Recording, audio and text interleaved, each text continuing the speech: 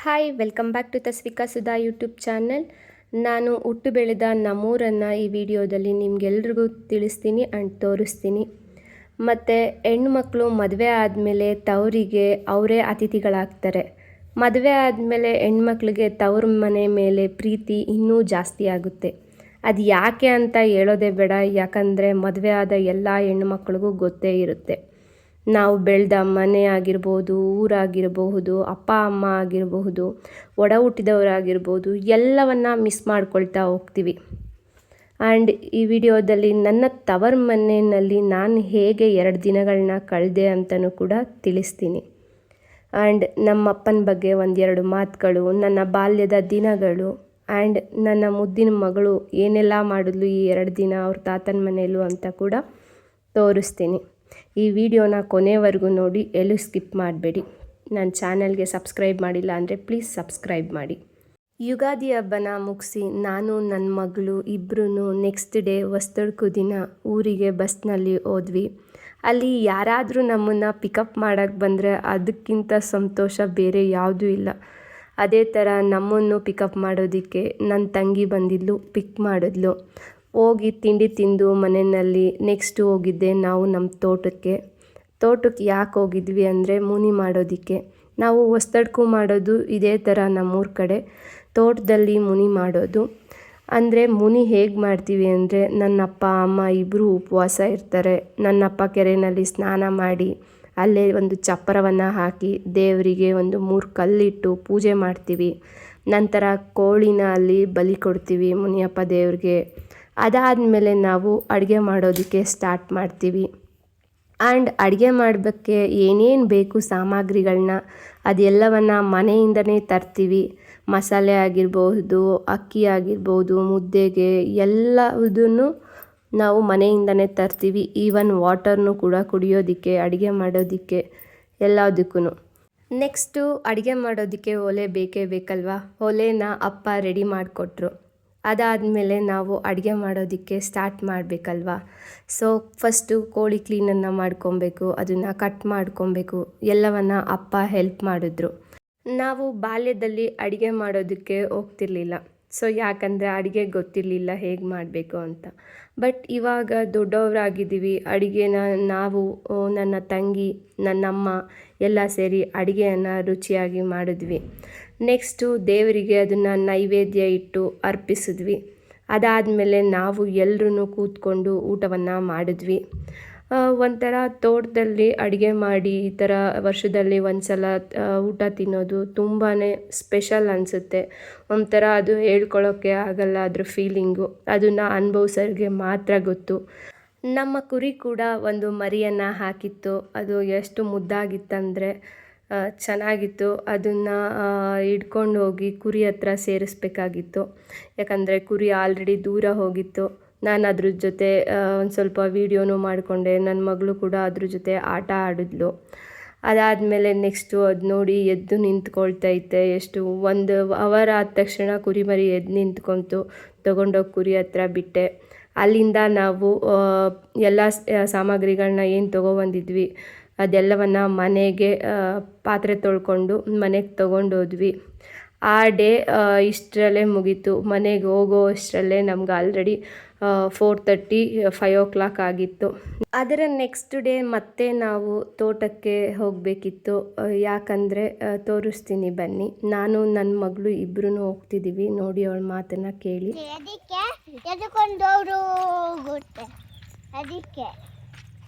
ಅದಕ್ಕೆ ಹಂಗೇರುತ್ತು ಚಿಕ್ಕಿ ಕೊಟ್ಟುತ್ತಾಳೆ. ಹಂಗೆ ನಮ್ಮ ಓಕೆ ತಸ್ವಿಕಾ. ಇವಳೇ ನನ್ನ ಮುದ್ದಿನ ಮಗಳು. ಇವಳಿಗೆ ತಾತನ ಮನೆ ಅಂದರೆ ತುಂಬಾ ಇಷ್ಟ. ಕುರಿ, ದನ, ಹಸು, ಮೇಕೆ ಎಲ್ಲವನ್ನು ನೋಡೋದು, ಅದ್ರ ಜೊತೆ ಆಟ ಆಡೋದು ಅಂದರೆ ಬಹಳ ಪ್ರೀತಿ. ರಜಾ ಸಿಕ್ಕಾಗೆಲ್ಲ ತಾತನ ಮನೆಗೆ ಹೋಗೋಣ ಅಂತ ಕೇಳ್ತಾನೆ ಇರ್ತಾಳೆ. ಮತ್ತು ಅವಳಿಗೆ ಅಲ್ಲಿ ಫ್ರೆಂಡ್ಸ್ ಕೂಡ ತುಂಬ ಜನ ಇದ್ದಾರೆ ಊರಲ್ಲಿ. ಅದೆಲ್ಲವನ್ನು ಎಂಜಾಯ್ ಮಾಡ್ತಾಳೆ. ಅಲ್ಲಿಗೆ ಹೋದಾಗ ನಮ್ಮ ತಾತನ ಮನೆ, ನಮ್ಮ ಅಮ್ಮನ ಮನೆ ಅಂತ ಖುಷಿ ಪಡ್ತಾಳೆ. ಹಸುನು ಎಮ್ಮೆನೂ ಬಿಚ್ಕೊಂಡು ಕೆರೆಗೆ ನೀರು ಕುಡಿಸೋದಕ್ಕೆ ಅಂತ ಹೋಗಿದ್ವಿ. ಮಧ್ಯಾಹ್ನ ಟೈಮು ನೀರು ತೋರಿಸ್ಬೇಕು ಹಸುಗೆ.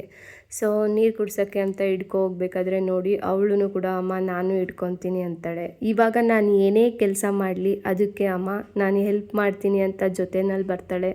ಅದಂತೂ ತುಂಬಾ ಖುಷಿಯಾಗುತ್ತೆ. ಒಂದು ಹೆಣ್ಣು ಅನ್ನೋದು ಮನೆಯಲ್ಲಿದ್ದರೆ ಎಷ್ಟೆಲ್ಲ ಹೆಲ್ಪ್ ಆಗುತ್ತೆ ಅಂತ ನನ್ನ ಮಗಳು ನೋಡಿದ್ರೇ ತಿಳಿಸ್ತೈತೆ. ಸೊ ನನ್ನ ಮುದ್ದಿನ ಮಗಳು ಏನೇ ಮಾಡಬೇಕಾದ್ರೂ ಎಲ್ಲ ಕೆಲಸನೂ ಮಾಡೋಕ್ಕೆ ಹೋಗ್ತಾಳೆ. ಇವಾಗ ಅಲ್ಲಿ ಹಸು ಎಮ್ಮೆಗೆ ನೀರು ಕುಡಿಯೋದು ನೋಡಿ ಅವಳಿಗೆ ಖುಷಿ ಆಗ್ತೈತೆ. ಅದನ್ನು ಹಿಡ್ಕೊಂಡು ಮುಂದೆ ಹಿಂದೆ ಎಳಿತಾ ಇದ್ಲು. ಮತ್ತು ಕುಡ್ದಾದ್ಮೇಲೆ ನಾನೇ ಹಿಡ್ಕೊತೀನಿ ಬಾ ಅಂತ ಹೇಳ್ಬಿಟ್ಟು ಮುಂದೆ ಕರ್ಕೊಬಂದೆ. ಅದೆಲ್ಲ ನೋಡೋದು, ಅದನ್ನು ಎಂಜಾಯ್ ಮಾಡೋದು, ಅದ್ರ ಫೀಲೇ ಅವಳಿಗೊಂಥರ ಚೆಂದ. ಹಿಡ್ಕೊಂಬಂದು ಅದನ್ನು ಕಟಾಕಿ ಅದಕ್ಕೆ ಹುಲ್ಲು ಹಾಕೋದು, ಅದ್ರ ತಪ್ಪೆ ತಳ್ಳೋದು, ಇದನ್ನೆಲ್ಲವನ್ನು ಮಾಡೋಕ್ಕೆ ಅವಳು ಹೋಗ್ತಾಳೆ. ನೆಕ್ಸ್ಟು ಇನ್ನು ನಮ್ಮ ಊರು ಈಗ ಬಾಲ್ಯದ ನೆನಪು ಹೇಗಾಗುತ್ತೆ ಅಂದರೆ, ನಾವು ಓದ್ತಿರೋಕ್ಕಂಥ ಟೈಮಲ್ಲಿ ಹಸು ಮೇಯಿಸೋದು, ಎಮ್ಮೆ ಮೇಯಿಸೋದು, ಮತ್ತು ಕುರಿಗಳನ್ನ ಮೇಯಿಸೋದು, ಹುಲ್ಲು ತರೋದು, ಈ ಥರ ತೋಟಕ್ಕೆ ಬಂದು ಹುಲ್ಲಿರಿಯೋದು ಕೂಡ, ಹುಲ್ಲು ಹೊತ್ಕೊಂಡು ಹೋಗೋದು, ಇದೆಲ್ಲ ನೆನಪಾಗುತ್ತೆ. ಇವಾಗ ಬೆಳೆದು ಮದುವೆ ಆಗಿ ಗಂಡನ ಮನೆಗೆ ಹೋದ್ರೂ ಅಪ್ಪನ ಮನೆಗೆ ಬಂದಾಗ ಈ ಥರ ಸಣ್ಣ ಪುಟ್ಟ ಕೆಲಸ ಮಾಡೋದ್ರಿಂದ ಎಷ್ಟು ಖುಷಿಯಾಗುತ್ತೆ. ಈ ಥರ ಒಂದು ಹಳ್ಳಿ ಇದ್ದರೆ ರಜಾ ಇದ್ದಾಗ ಬಂದು ಕೆಲಸ ಮಾಡೋದಂದರೆ ಬಹಳ ಇಷ್ಟ ಆಗುತ್ತೆ. ಇದೆಲ್ಲ ನನ್ನ ಮಗಳಿಗೂ ಕೂಡ ತೋರಿಸ್ತಾ ಇರೋದು. ನಾನು ಹೀಗೆ ಇದ್ದೆ, ಇವಾಗ ಬಂದಾಗ ತೋರಿಸ್ದಾಗ ಎಷ್ಟು ಖುಷಿ ಆಗುತ್ತೆ ಅವಳಿಗೆ. ಅದಕ್ಕೋಸ್ಕರ ತೋರಿಸ್ತಿರ್ತೀನಿ ಏನೇನು ಕೆಲಸ ಮಾಡಿದ್ವಿ, ಹೇಗಿದ್ವಿ ನಾವು ಅನ್ನೋದೆಲ್ಲ ಅವಳಿಗೂ ಕೂಡ ತಿಳಿಲಿ ಅಂತಲೇ ತೋರಿಸ್ತೀನಿ. ಹಾಗೆ ನಮ್ಮ ತೋಟ ಹೇಗೆ ಇದೆ ಅಂತ ಕಮೆಂಟ್ ಮಾಡಿ. ನಮ್ಮದು ಚಿಕ್ಕ ತೋಟ ಆದ್ರೂ ಚೆನ್ನಾಗಿದೆ. ಬಂದು ಅಲ್ಲಿ ಎಳ್ನೀರು ಕೂಡ ಕುಡಿತಿರ್ತೀವಿ. ಬಟ್ ಎಳ್ನೀರು ಕುಡಿಯೋದಕ್ಕೆ ಈ ಟೈಮು ನಾವು ಜವಳಿ ತಗೊಂಡೋಗದೆ ಇರೋ ಕಾರಣ ಒಂದು ದೊಣ್ಣೆನಲ್ಲಿ ಎಳ್ನೀರನ್ನ ಕೆಡಗಿ ಕಷ್ಟ ಆಯಿತು ಕೆಡಗೋದಕ್ಕೆ.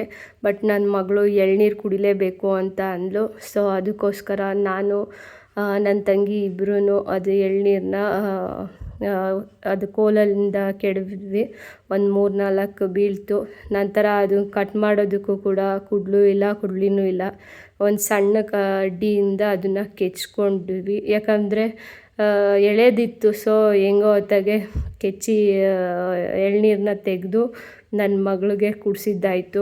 ಅವಳಿಗೆ ಕೆಳಗಡೆ ಕೂತ್ಕೊಳ್ಳೋಕ್ಕೆ ಅಲ್ಲಿ ಕೂಳೆ ಬೇರೆ ಚುಚ್ತಾಯಿತ್ತು. ಸೊ ನನ್ನ ತೊಡೆ ಮೇಲೆ ಕೂತ್ಕೊಂಡು ಏನು ಮಾಡ್ತಿದ್ದೆ ನಮ್ಮಮ್ಮ ಅಂತ ನೋಡಿ ಅದನ್ನು ಕೆತ್ತಿ ಕೊಟ್ಟೆ. ಎತ್ಕೊಟ್ಟ ಮೇಲೆ ಕುಡಿದ್ಲು. ಅದ್ರಲ್ಲಿ ಸ್ವಲ್ಪನೇ ಎಳ್ನೀರು ಇದ್ದಿದ್ದು, ಆದ್ರೂ ಕುಡಿದ್ಲು. ಖುಷಿ ಆಯ್ತು ಅವಳಿಗೆ. ನಂತರ ಅದನ್ನು ಕಾಯಿನೂ ಕೆಚ್ಕೊಡು ಅಂದ್ಲು. ಅಲ್ಲೇ ಇದ್ದಿದ್ದು ಕಲ್ಲಲ್ಲಿ ಕಾಯಿನೂ ಕೂಡ ಕೆಚ್ಚಿದೆ. ಇದೆಲ್ಲ ಸಣ್ಣವರಿದ್ದಾಗ ಈ ಥರ ಎಲ್ಲ ಮಾಡ್ತಿದ್ದಿದ್ದು ನೆನಪು. ಅದೇ ಇವಾಗ ಬಂದಾಗ ಮಾಡ್ತಿದ್ರೆ ಒಂಥರ ಖುಷಿ ಆಗುತ್ತೆ. ಇವಾಗ ನನ್ನ ಮಗಳು ಸಣ್ಣವಳು, ನಾವು ದೊಡ್ಡವರಾಗಿದ್ದೀವಿ ಅನಿಸುತ್ತೆ. ಇದೆಲ್ಲ ಒಂದು ಮೆಮೊರೀಸ್. ಸೊ ಇದನ್ನು ಹೇಳೋದಕ್ಕೂ ಪದಗಳು ಸಾಕಾಗೋದಿಲ್ಲ. ಇನ್ನು ನನ್ನ ಊರಿನಲ್ಲಿ ನಮ್ಮ ಅಪ್ಪ ಬಗ್ಗೆ ಹೇಳಲೇಬೇಕು. ಯಾಕಂದರೆ ನನ್ನ ಅಪ್ಪ ಶ್ರಮಜೀವಿ. ಎಷ್ಟು ಕಷ್ಟದಲ್ಲಿ ನಮ್ಮನ್ನು ಕೂಡ ಬೆಳೆಸಿದ್ದಾರೆ. ಮತ್ತು ಎಷ್ಟು ಕಷ್ಟ ಇತ್ತು ಬೆಳೆಸಬೇಕಾದ್ರು ಅನ್ನೋದು ನಮಗೆ ಗೊತ್ತಿತ್ತು. ಆ ಟೈಮಲ್ಲಿ ಎಷ್ಟು ಅಪ್ಪ ಆಗಿರ್ಬೋದು, ಅಮ್ಮ ಆಗಿರ್ಬೋದು, ತುಂಬಾ ಕಷ್ಟಪಟ್ಟು ಬೆಳೆಸಿದ್ದಾರೆ. 3 ಹೆಣ್ಮಕ್ಳು ನಾವು, ನಾನೇ ದೊಡ್ಡ ಮಗಳು. ಅದರಲ್ಲಿ ಇನ್ನೂ 2 ತಂಗಿದ್ದೀರು ಕೂಡ ಇದ್ದಾರೆ. ಈ ವಿಡಿಯೋದಲ್ಲಿ ಎಲ್ಲೂ ಬಂದಿಲ್ಲ. ನೆಕ್ಸ್ಟ್ ಟೈಮ್ ವಿಡಿಯೋ ಮಾಡಬೇಕಾದ್ರೆ ಖಂಡಿತ ಅವರನ್ನು ಕೂಡ ತೋರಿಸ್ತೀನಿ. ಇನ್ನು ನಮ್ಮ ಅಪ್ಪನ ಬಗ್ಗೆ 1-2 ಮಾತು ಹೇಳ್ತೀನಿ ಅಂತ ಕೂಡ ಹೇಳಿದ್ದೆ. ನಮ್ಮ ಅಪ್ಪನ ಹೆಸರು ಬಂದು ರಾಮೇಗೌಡ. ಅವರು ತುಂಬಾ ಸರಳ ಜೀವಿ ಮತ್ತು ಶ್ರಮಜೀವಿ ಕೂಡ. ಅಪ್ಪ ಅಮ್ಮ ಇಬ್ಬರೂ ಅಷ್ಟೇ ಕಷ್ಟಪಟ್ಟು 3 ಹೆಣ್ಮಕ್ಳು ತುಂಬ ಕಷ್ಟಪಟ್ಟು ಓದಿಸಿದ್ದಾರೆ, ಬೆಳೆಸಿದ್ದಾರೆ. ಇವತ್ತು ನಾವು ಏನು ಜೀವನ ನಡೆಸ್ತಿದ್ದೀವಿ ಒಂದು ರೇಂಜಿಗೆ ಅಂದರೆ ಅದು ಅವ್ರ ಶ್ರಮ. ಯಾವತ್ತೇ ಆಗಲಿ ಅಪ್ಪ ಅಮ್ಮನಿಗೆ ಹೆಣ್ಣುಮಕ್ಕಳು ಗೌರವ ಕೊಡೋದು ತುಂಬಾ ಮುಖ್ಯ. ಅವ್ರದ್ದು ಮರ್ಯಾದೆನ ಉಳಿಸೋದು ಕೂಡ ಹೆಣ್ಮಕ್ಳ ಕೈಯಲ್ಲಿರುತ್ತೆ. ಹೆಣ್ಣು ಅನ್ನೋ ಈ ಕಾಲದಲ್ಲಿ 3 ಜನ ಹೆಣ್ಮಕ್ಳನ್ನ ಹಳ್ಳಿಲಿ ಇಟ್ಕೊಂಡು ಒಬ್ಬರು ರೈತರಾಗಿ ಓದಿಸೋದಿದೆಯಲ್ಲ ಅದು ತುಂಬಾ ಗ್ರೇಟ್. ನನ್ನ ಅಪ್ಪ ಅಮ್ಮನ ಮೇಲೆ ತುಂಬಾ ಹೆಮ್ಮೆ ಇದೆ ಆ ವಿಷಯದಲ್ಲಿ.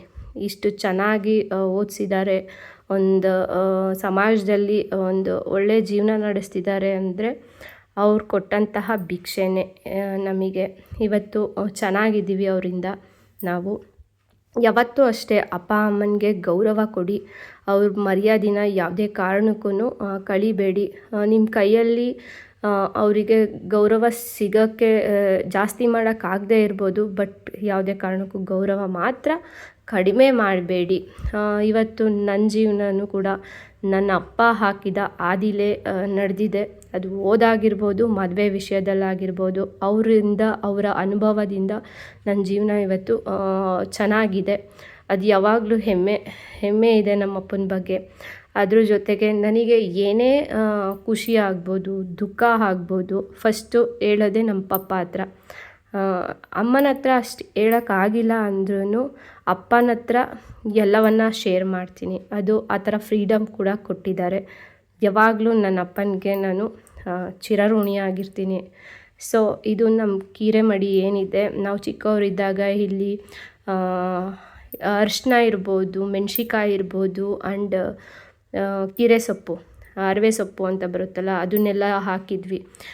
ಇವಾಗ ಸ್ವಲ್ಪ ಕಡಿಮೆ ಮಾಡಿದ್ದಾರೆ, ಯಾಕಂದರೆ ಇವಾಗ ಯಾರೂ ಅಷ್ಟು ನೋಡ್ಕೊಳ್ಳೋಕ್ಕಾಗಲ್ಲ. ನನ್ನ ತಂಗಿ ಇದನ್ನೆಲ್ಲ ನೋಡ್ಕೊತಿದ್ದಾಳೆ ಇವಾಗ. ಅದ್ರ ಜೊತೆಗೆ ಇಲ್ಲಿ ತೋರಿಸ್ತಾ ಇದೆ, ಒಂದು ಗಿಡ ಇದೆ ನೋಡಿ, ನೀರು ಹಾಕಿ ಒಣಗೋಗಿದೆ, ನೀರು ಹಾಕಿಲ್ಲ. ಸೊ ಅದಕ್ಕೆ ನೀರು ಹಾಕಿ ಕಸ ಹಾಕಿರೋದನ್ನು ಬುಟ್ಟಿ ಹೊತ್ಕೊಂಡು ಹೊರಟ್ವಿ ಮನೆ ಕಡೆ. ಮನೆಗೆ ನನ್ನ ಮಗಳು ಅವಾಗ ಹಠ ಕೂಡ ಮಾಡ್ತಾಯಿದ್ಲು, ಜೊತೆಗೆ ಬಂದಳು ಮತ್ತೆ ತಿರ್ಗಾ. ಮನೆಗೆ ಹೋದ್ಮೇಲೆ ನಮ್ಮ ಕುರಿ ಕೊಟ್ಟಿಗೆನ ತೋರಿಸ್ತೀನಿ ಬನ್ನಿ. ಅಲ್ಲಿ ಕುರಿ ಮರಿಗಳನ್ನೂ ಕೂಡ ಸಾಕಿದ್ದೀವಿ ನಾವು. ಅದಕ್ಕೆ ಸೊಪ್ಪನ್ನು ಕಟ್ಟಿ ಅದ್ರ ಜೊತೆ ಸ್ವಲ್ಪ ಹೊತ್ತು ನನ್ನ ಮಗಳು ಟೈಮ್ ಸ್ಪೆಂಡ್ ಮಾಡ್ತಾಳೆ. ಅವಳಿಗೆ ಕುರಿ ಮರಿ ಅಂದರೆ ಭಾಳ ಇಷ್ಟ. ಅದನ್ನು ಎತ್ಕೊಂಡು ಮುದ್ದಾಡಿ ಎಲ್ಲನೂ ಮಾಡ್ತಾಳೆ. ಈ ಥರ ಊರಿಗೆ ಬಂದಾಗ ನಮಗಾಗೋ ಅಂಥ ಕೆಲಸಗಳನ್ನ ಮಾಡೋದು, ಅವರಿಗೆ ಅಡುಗೆ ಮಾಡಿಕೊಡೋದು, ಹೆಲ್ಪ್ ಮಾಡೋದು ತಂದೆ ತಾಯಿಗೆ ಎಷ್ಟು ಇಷ್ಟ ಆಗುತ್ತೆ ಅಂದರೆ, ನಾವು ತವ್ರ ಮನೆಗೆ ಬರೋದನ್ನೇ ಅಪ್ಪ ಅಮ್ಮ ಕಾಯ್ತಿರ್ತಾರೆ, ಹೆಣ್ಮಕ್ಳು ಯಾವಾಗ ಬರ್ತಾರೆ ಅಂತ. ನಾನಂತೂ ಆ ವಿಷಯದಲ್ಲಿ ಅದೃಷ್ಟ ಮಾಡಿದ್ದೀನಿ, ನಮ್ಮ ಪಪ್ಪ ಅಮ್ಮ ಆ ಥರ ಪಡೆಯೋದಕ್ಕೆ. ನೋಡಿ ನನ್ನ ಮಗಳು ಎಲ್ಲನೂ ಅವಳು ಖುಷಿ ಪಡ್ತಾಯಿದ್ದಾಳೆ, ಎಂಜಾಯ್ ಮಾಡ್ತಿದ್ದಾಳೆ. ಕುರಿಮರಿ ಕೂಡ ಮೇವನ್ನೆಲ್ಲ ಮೇಯ್ತಾ ಇದೆ. ಅದಾದಮೇಲೆ ನೆಕ್ಸ್ಟು ಈವ್ನಿಂಗೆ ನಾವು ಬೆಂಗಳೂರು ಕಡೆ ಹೊರಟ್ವಿ. ಯಾಕಂದರೆ ಮಗುಗೆ ಎಕ್ಸಾಮ್ ಇದ್ದಿದ್ದ ಕಾರಣ. ಸೊ ಈವ್ನಿಂಗೆ ನಾವು ಬೆಂಗಳೂರಿಗೆ ಬಸ್ ಹತ್ತಿ ಬಂದ್ವಿ. ಇಷ್ಟು. ನಿಮಗೆ ಏನು ಅನ್ನಿಸ್ತು? ನಮ್ಮ ಜೀವನ, ಬಾಲ್ಯದ ಜೀವನ ಆಗಿರಬಹುದು, ನಾವು ಹುಟ್ಟಿ ಬೆಳೆದಂತಹ ಊರನ್ನು ಕೂಡ ತೋರಿಸಿದ್ದೀನಿ, ನನ್ನ ಅಪ್ಪನ ಬಗ್ಗೆ ಹೇಳಿದ್ದೀನಿ. ನಿಮಗೆ ಏನು ಅನ್ನಿಸ್ತಂತ ಕಮೆಂಟ್ ಮಾಡಿ. ಈ ಊರಿನಲ್ಲಿ ತವ್ರ ಮನೆಗೆ ಬಂದಾಗ ಅದ್ರ ಫೀಲು ಒಂಥರ ಚೆನ್ನಾಗಿರುತ್ತೆ. ಎಲ್ಲರೂ ಮಾತಾಡ್ಸೋದಾಗಿರಬಹುದು, ಹೇಗಿದೆಯಾ ಅಂತ ಕೇಳೋದಾಗಿರಬಹುದು, ಆ ಸಣ್ಣ ಪುಟ್ಟ ಕೆಲ್ಸಗಳನ್ನ ನಾವು ಮಿಸ್ ಮಾಡ್ಕೊಳ್ಳೋದಾಗಿರಬಹುದು, ತುಂಬಾ ಚೆನ್ನಾಗಿರುತ್ತೆ. ನಮ್ಮೂರು ಚಿಕ್ಕೂರು ಆದ್ರೂ ತುಂಬ ಚೆನ್ನಾಗಿದೆ. ಒಂಥರ ಫ್ರೆಶ್ ಆಗುತ್ತೆ. ಊರಿಗೆ ಹೋಗಿದ್ದು ಬಂದರೆ ನಮ್ಮ ಮೈಂಡ್ ಕೂಡ ಫ್ರೆಶ್ ಆಗಿ ಫೀಲ್ ಆಗುತ್ತೆ, ಚೆನ್ನಾಗಿರುತ್ತೆ. ಮತ್ತು ಬರಬೇಕಾದ್ರೂ ಕೂಡ ಊರಿಂದ ಬೇಜಾರಾಗುತ್ತೆ ಸಿಕ್ಕಾಪಟ್ಟೆ. ನೆಕ್ಸ್ಟ್ ವಿಡಿಯೋದಲ್ಲಿ ಸಿಗೋಣ. Thanks for watching.